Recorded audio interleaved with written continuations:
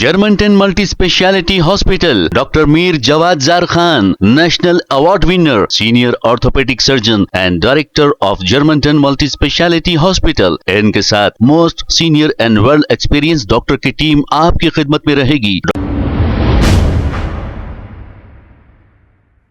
अस्सलाम वालेकुम नाज़रीन, 7H न्यूज सच को रखे आपके आगे।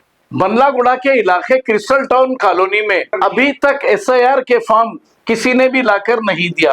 अब हम ये सवाल करना चाहेंगे कि क्रिस्टल टाउन कॉलोनी क्या चंद्रान गुट्टा कॉन्स्टिट्यूंसी में नहीं आती है या फिर यहाँ की कॉलोनी से कोई दिलचस्पी नहीं है, इस वजह से यहाँ पर SIR के फॉर्म अभी तक लाकर नहीं दिए गए हैं।